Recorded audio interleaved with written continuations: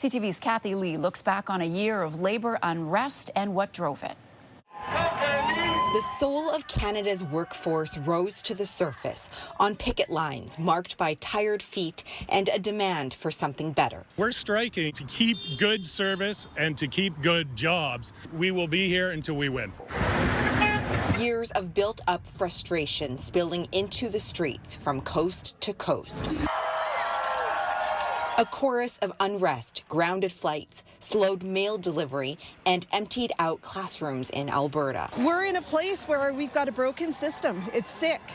It's been death by 1,000 budget cuts. The summer of labor unrest begins on August 16th, with more than 10,000 Air Canada flight attendants walking off the job for 3 days after a new negotiated agreement with their employer fell through. Starting flight attendants now are making $1,900 a month in an area where rent is $2,000. In addition to wages, at issue, employment conditions, work rules, and unpaid hours. We're not paid anytime the aircraft is not in motion. Pay, one of the sticking points behind the 2-week nationwide postal strike on September 25th. Fair wages, improved health and safety, expansion of the public service, and a right to retire with dignity. Workers also motivated to go to the picket lines after the federal government announced an end to door-to-door delivery in an effort to save a struggling Canada Post. The disruption impacting many businesses relying on the delivery service. There's been some delays in sending out packages, and we have had to use alternative services at times. We've essentially just have lost confidence in Canada Post.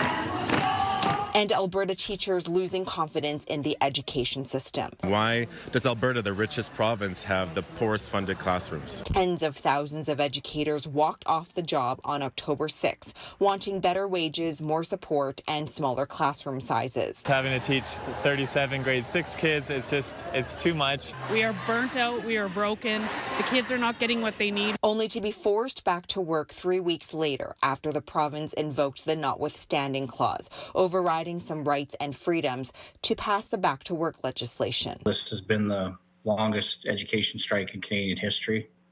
We were looking for a way to bring some finality to it. The move galvanized students province-wide to walk out of their classrooms. We're not walking out because we don't care about school. We're walking out because we care too much. We care too much to stay silent. The students here are angry. You could really feel the emotion in the air because their teachers aren't able to strike.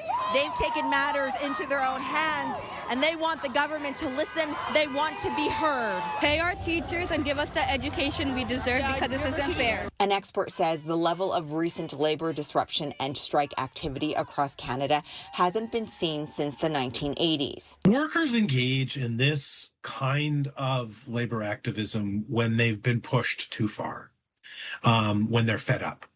And so they start to push back. I think what we saw in the last couple of years is a significant shift in workers' ambitions. They wanted more because of COVID, followed up by inflation. I think that really ramped up workers' expectations. And although the strikes have caused chaos, public support for workers remained strong, even among hundreds of thousands of stranded Air Canada passengers. I think it's okay for these guys to keep fighting. They're asking for the bare minimum, and I think that they deserve what they're asking for. As for what comes next for the labor unrest, no one can say for certain. But experts believe this year wasn't an end, but a beginning, a workforce finding strength, and a movement that will carry on. Kathy Lee, CTV News, Calgary.